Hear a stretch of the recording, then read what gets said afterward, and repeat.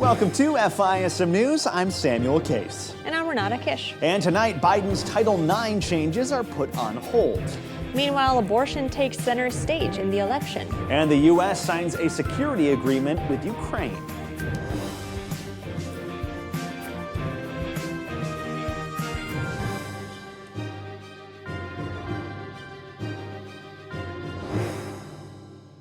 But first, let's start with an update on Hunter Biden's conviction.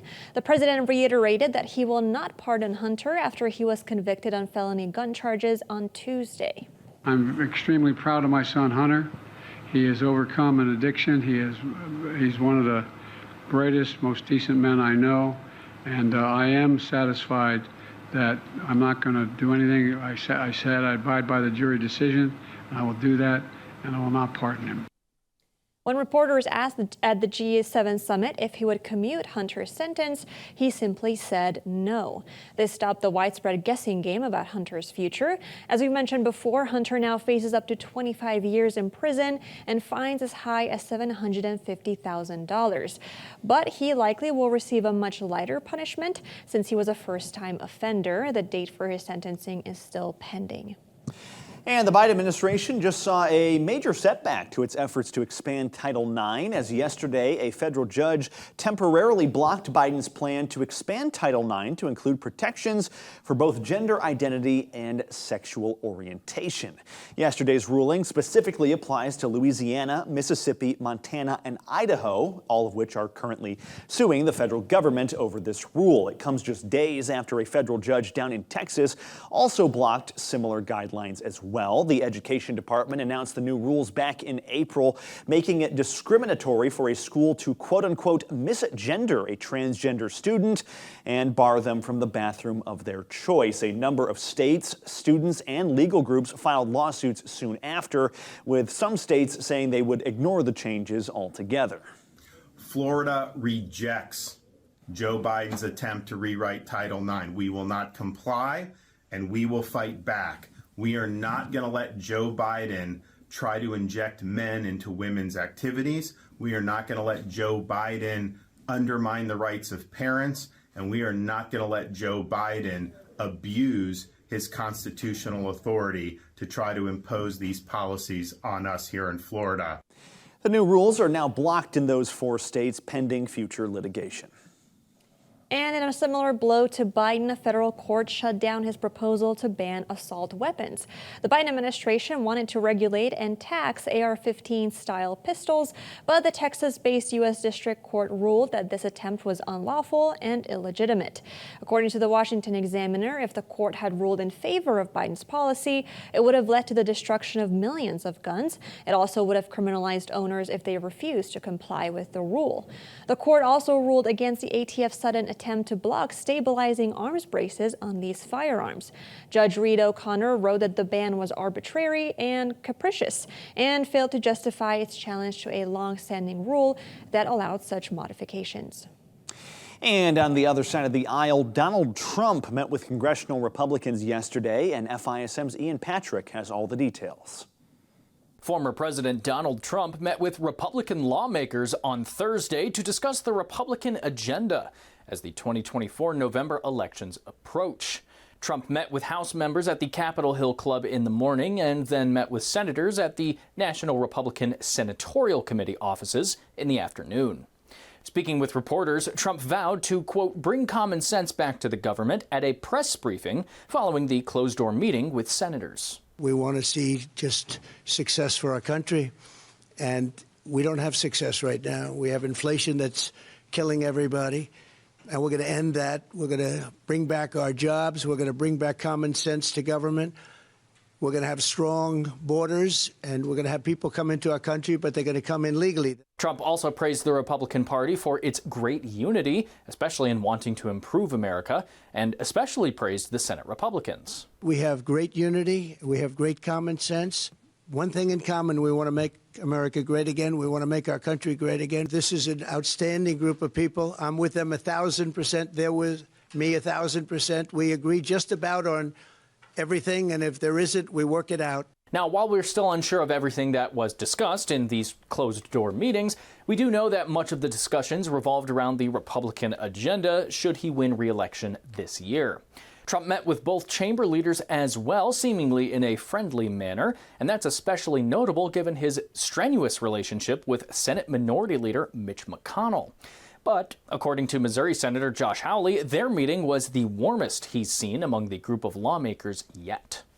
Now, there were some details spoken of after these meetings finished up. Some House members said that Trump floated a plan to reduce the U.S. income tax and instead implement a new series of tariffs. He also appeared to be very focused on achieving Republican unity despite disagreements among the different party members. But perhaps one of the most notable topics he touched on with House Republicans had to do with abortion. According to reporting from Axios, which cited sources at the meeting, Trump asserted that House Republicans need to talk about the issue correctly, in his words, by arguing that it should be left to the states. He also argued for exceptions for abortions in the law where it was necessary. But overall, Pennsylvania Representative Mike Kelly said that Trump's comments essentially cemented that the issue will remain at the state level, and that Trump would not try and pursue a federal limitation of any kind. But some reporting also suggests that these meetings were tense and at times even full of vitriol. For example, some reporting suggests that Trump bashed the city of Milwaukee, Wisconsin, calling it a horrible city, despite being the future host of the Republican National Convention. House Republicans and Trump campaign staffers have since come out saying that this is an incorrect phrasing of Trump's comments. Many said that the quote was never even said, and others tried to clarify that Trump was speaking about Milwaukee's violence and voter fraud issues. This is Ian Patrick reporting for FISM News. Thanks for that, Ian. And speaking of abortion, it looks like abortion access will be on the ballot for at least 4 states this year. According to USA Today, residents in Colorado, Maryland, South Dakota, and Florida will be voting on abortion access this election season. 6 more states are currently in the process of allowing abortion measures on their ballots. Democrats in all of these states want to expand or enshrine access to abortion in their constitutions. This, of course, is still the aftermath of the overturning of Roe v. Wade. As of now, 14 states have banned or restricted access to abortion, and these include mostly conservative states. And of course, as the abortion issue takes center stage for the election, we do have some incredible pro-life wins coming in some conservative states, especially Indiana. The latest report from Indiana's Department of Health shows a stunning 98% decrease in abortions from just last year. According to that report, the state only had 45 abortions during the first quarter of the year, a major decrease from the more than 1,900 seen the same time last year. Indiana currently only allows abortions under a very narrow set of circumstances, such as cases of rape and incest or when the mother's health is at serious risks. Abortions are also allowed when a baby has a serious life-limiting diagnosis as well, though Planned Parenthood is currently challenging those restrictions in court. All right, and we'll get into some international news when we come back from this short break. Don't go anywhere. We'll be right back.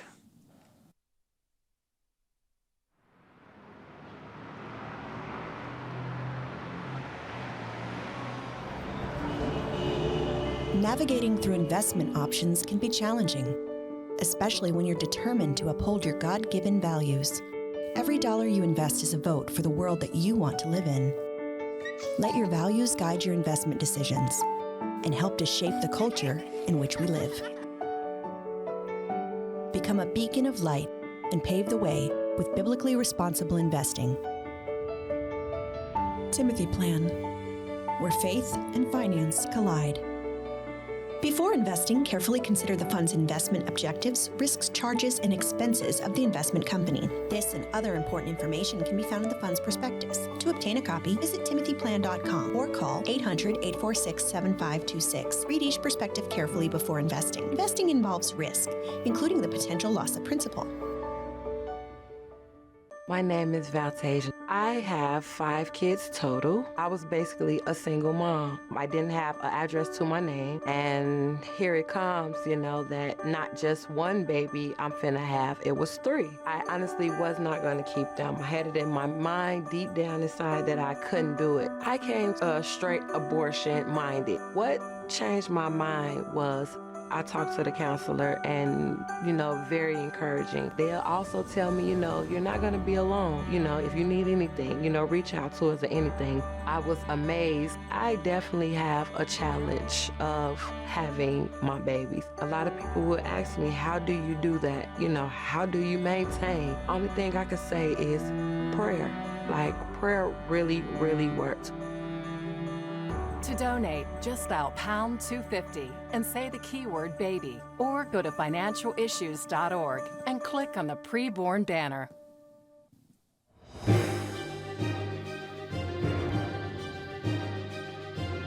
Hey, and welcome back to FISM News. I'm Samuel Case. Let's dive right into international coverage now, where President Biden and Ukrainian leader Volodymyr Zelensky signed a bilateral 10-year security agreement yesterday at the G7 summit in Italy, meant as a step towards Ukraine's eventual NATO membership. Our goal is to strengthen Ukraine's credible defense and deterrence capabilities for the long term. A lasting peace for Ukraine must be underwritten by Ukraine's own ability to defend itself now and to deter future aggression anytime in the future. The United States is going to help ensure that Ukraine can do both. This is an agreement on steps to guarantee sustainable peace, and therefore it benefits everyone in the world, because the Russian war against Ukraine is a real global threat. The pact commits continued U.S. military and economic aid for Ukraine in its ongoing war against Russia and eventual post-war rebuilding efforts as well, though President Biden did stress the deal does not include U.S. troops on the ground. It also comes as G7 leaders also agreed, in principle at least, to issue $50 billion of loans to Ukraine backed by interest from frozen Russian assets.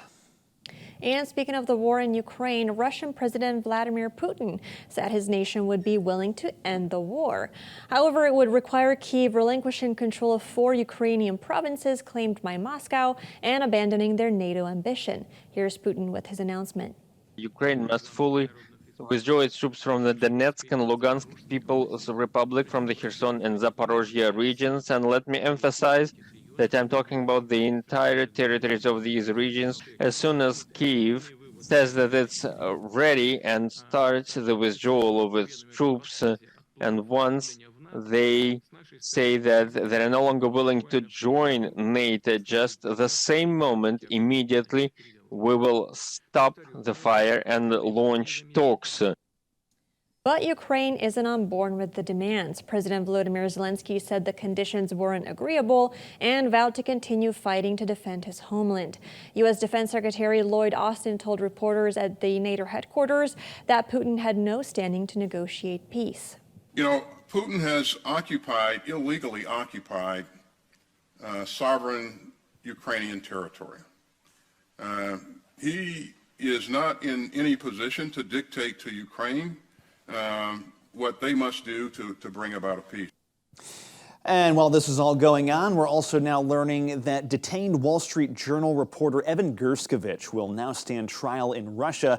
That's more than a year after he was originally arrested. He was arrested in Russia after officials there accused him of collecting information for the CIA. Both the U.S. government and the Wall Street Journal denied that Gershkovich was a spy in any way, and it was thought that he would eventually be part of a prisoner exchange between the U.S. and Russia. The Russian government was reportedly seeking the return of a man by the name of Vadim Krasikov, who was accused of murdering a Chechen activist in Germany. That deal eventually fell apart, though, following the death of Putin critic Alexei Navalny, who the German government was demanding as part of any deal. It is unclear at this time when Gershkovich will stand trial. Meanwhile, yesterday, the United States sent a nuclear-powered submarine to Guantanamo Bay following the arrival of a Russian fleet in Cuba. In a social media statement, the U.S. Southern Command said that it had sent the USS Helena, a fast-attack submarine, to the base as part of a routine port visit. Officials said the submarine was on a regular patrol route, and the visit was planned before the announcement that Russian ships would go to Cuba. On Wednesday, a Russian nuclear submarine and 3 ships arrived in Cuba as part of an expedition to the Americas Americas. The two countries will reportedly participate in joint air and naval exercises over the weekend before the fleet sails on to other destinations such as Venezuela. Pentagon officials have said they are not concerned about the show of force and have sent several vessels to shadow the Russian fleet. Pentagon Deputy Press Secretary Sabrina Singh told reporters, quote, "We've been tracking the Russians' plans for this, and this is not a surprise." And moving away now from Russia, the UN is now attacking President Biden's new asylum restrictions as the head of the UN Refugee Agency is criticizing Biden's border policy, saying it might be in violation of international humanitarian law. Under Biden's new policy, illegal immigrants are barred from claiming asylum between ports of entry when encounters reach 2,500 per day. The UN says this policy undermines what they call the fundamental right to seek asylum, and it's not just the UN challenging this policy either, as this week immigrant rights groups filed a lawsuit against the Biden administration. The suit is being led by the American Civil Liberties Union, and it argues that Biden failed to follow proper procedure when establishing these new rules, citing Trump-era border policies that were overturned for very similar reasons. Meanwhile, in a rather shocking report, it turns out the U.S. is indirectly funding the Taliban with taxpayer money. According to a new report from the federal watchdog SIGAR, since 2021, the U.S. has sent roughly $3 billion of taxpayer money to Afghanistan to help rebuild the country. However, the Taliban-controlled government made it a condition that they would only receive aid from U.S.-partnered agencies through several taxes and fees. The Taliban also threatened implementing agencies with freezing their bank accounts, shuttering their offices, or blacklisting their organizations if they do not cooperate. But that's not all. A recent Judicial Watch investigation also found that the terror group created fake NGOs to receive money as well. It's estimated that the Taliban took almost $11 million in taxpayer money. However, that number is likely much higher since neither the U.S. nor the UN keep a sufficient amount of records of these transactions. And we have more news coming up next, but first let's go to a moment in history.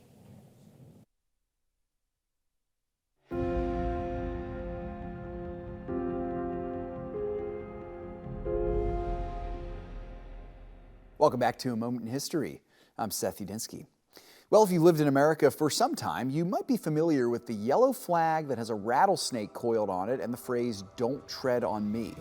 The flag has become the subject of scrutiny by many in the political left, but patriots across the nation love this flag for its history in the birth of the nation. So what is this famous flag, and why is it meaningful in the story of America? Let's discover the answer to this question by traveling back to the American Revolution to learn about the Gadsden flag. Now, the Gadsden flag is synonymous with early American lore in similar fashion to, for example, the famed Betsy Ross flag of the late 18th century.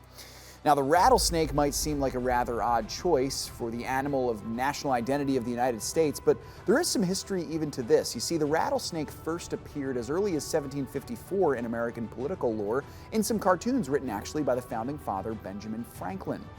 The idea behind the Gadsden flag is basically this. If the British overlords would dare to step on the rights of the colonists, for example, with heavy taxes or unfair trade rules or personal overreach, the colonists would snap back at their overlords like a rattlesnake snaps at a leg trying to step on it. The name of the flag is associated with American Colonel Christopher Gadsden, who helped patent the flag actually in the early years of the Revolution as a founding contributor to the birth of the United States Marines. The flag also gained notoriety with the rise of the Marine Corps, speaking of which, in 1775, which in its early days famously carried the Gadsden flag as its personal symbol in skirmishes against the Brits in the first months of the war. Now, part of the reason these American patriots took the rattlesnake to represent their struggle for liberty was the fact that the rattlesnake only lives in the United States and it will only attack when it is provoked. Well, as history shows, the spirit of the Gadsden flag was alive in the American Revolution as the United States overthrew its ruling British overlords and gained its independence. Now, in recent years, we have to mention that revisionist historians have attempted to disgrace the flag as a symbol of slavery. While there are reports of Confederates attempting to usurp the flag in the Civil War, it must be noted that this flag has no connection to institutionalized slavery. Instead, it's a symbol of freedom and a righteous fight against government overreach. That's an object lesson that all Americans need to learn today. Thanks so much for joining me once again for A Moment in History. Are you new to biblically responsible investing? As Christians, we have the responsibility to be good stewards of the money God has entrusted us with.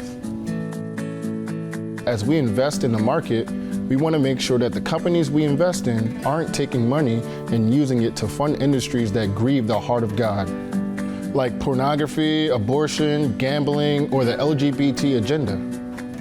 That doesn't mean a company must be a Christian company to be biblically responsible. It means that company is solely focused on excellence in its industry and doesn't support things that God hates. To learn more about biblically responsible investing and how you can put it to practice in your portfolio, go to financialissues.org. The mission of Financial Issues is to expose Jesus for all he is, all he means, and all that he can do. On the day I found I was pregnant, I was full of emotions and I just was so overwhelmed, and I don't know if I'm ready for this huge life-altering, changing commitment. I had individuals around me not wanting me to have this child. And somehow, I was driving and I saw the Women's Help Center sign and I immediately turned in. That just took relief off of me, and I was like, you know what? It's gonna be okay. They gave me the confidence and the support that I needed to be able to go out and face the world. First time I held Finnegan, I just lit up with joy. I was so excited. This little boy that I had in my life, he is loving and generous. Watching him just grow and flourish into this incredible human being has just been so rewarding and so uplifting. Looking back, I don't know what I would do without him, because I needed him more than I think he needed me.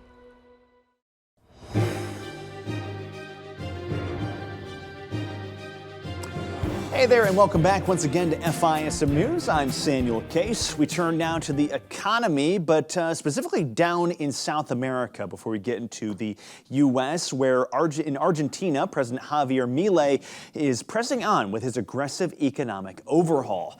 Yesterday, the Senate passed Milei's sweeping economic reform bill, with the country's vice president serving as a tiebreaker to pass it through. For those Argentinians who deserve to regain the pride of being Argentinian and always thinking of everything for Argentina, my vote is affirmative for today's Order 3724. The bill is key to Milei's ongoing plans to fix the economy, which currently has an inflation rate of near 300%. It includes plans for boosting investment by privatizing state entities and providing incentives for businesses. The bill initially passed the lower House of Deputies back in April, but will now head back for another vote following changes in the Senate. Meanwhile, Treasury Secretary Janet Yellen is saying America's $34.7 trillion debt load is manageable, telling the CBNC the debt level is stable in the current economy. Well, I think that if the debt is stabilized relative to the size of the economy, that we're in a reasonable place. The public holds a majority of that debt. Right now, the public share is currently running at about 97% of the GDP, but that's projected to soon soar beyond 100% at current government spending rates. High interest rates increase that burden. So far this year, the U.S. has shelled out $601 billion on debt interest costs, more than what has been spent on healthcare or defense. Meanwhile, the Treasury Secretary says that President Biden plans to slash a budget deficit by $3 trillion over the next decade. In the budget the president presented for this coming fiscal year, he proposes $3 trillion of deficit reduction over the next decade, and that's sufficient to basically keep the debt-to-income ratio stable. Well, let's take a look at that deficit for a moment then, shall we? It is continuing to swell as the government keeps on spending. According to the Treasury Department, the federal government has spent $4.5 trillion so far this fiscal year alone. That's an 8% increase from 2023. For comparison on these numbers, government expenses, that is, this year already equal everything spent in fiscal year 2023. Money taken in by the U.S. Treasury Treasury also isn't keeping pace with this. The government recorded $347 billion in a budget deficit in May, a significant jump from 2023's $240 billion deficit. The Treasury also says that spending in May capped $671 billion. That's a new monthly record and a 22% increase from May of 2023. The deficit so far is set at $1.2 trillion. Meanwhile, in some business news, Florida Governor Ron DeSantis and Disney are putting their disagreements behind. DeSantis and the entertainment company have officially agreed to a deal that was celebrated on both sides. The Walt Disney World Resort can now go ahead with the construction of their 5th major theme park, alongside 2 other smaller parks and a water park. The company will also expand its hotel accommodations with 14,000 extra rooms. In exchange, Florida will receive 100 of Disney's 24,000 acres. These will be used for various infrastructure projects, with half of them employing Florida-based companies. The total value of these investments are estimated to be $17 billion for the state, and the agreement comes after 2 years of fighting between DeSantis and Disney over the state's Parental Rights Education Act. Disney opposed the socially conservative policy that barred kids under 3rd grade from being exposed to LGBT material in classrooms. It's truly incredible they were able to come to a deal. I feel like they've been going back and forth on this thing forever. It's incredible that it's finally done. Right. It has taken 2 years, but they did it. Yeah, it feels longer than that for sure. Finally, speaking of entertainment and things along those lines, before we go to our weekend, Angel Studios is now teaming up with conservative media giant The Daily Wire for their latest movie. The movie is called Sound of Hope. It's the story of Possum Trot. It's based on an inspiring true story of a small church down in Texas that adopted dozens of difficult-to-place children out of the foster care system. Here's Daily Wire co-founder Jeremy Boring, making the announcement. Sound of Hope, the story of Possum Trot, follows Donna and Reverend Martin, who, along with 22 families from their rural black church in a small East Texas town of Possum Trot, adopted 77 of the most difficult-to-place kids in the foster system.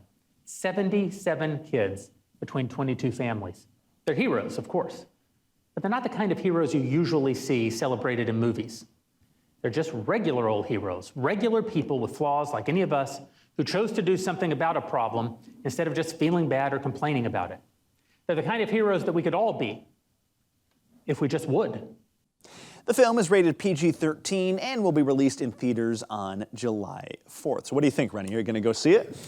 Maybe. I mean, it seems like a really good story. Yeah. And of course, it reminds me of the Freedom of Sound, which came out last year about the child trafficking situation at the southern border. So just these average, everyday heroes doing something about a problem. So I think it's going to be exciting to see them follow that trend with these movies. Yeah, right. And Sound of Freedom was in Colombia.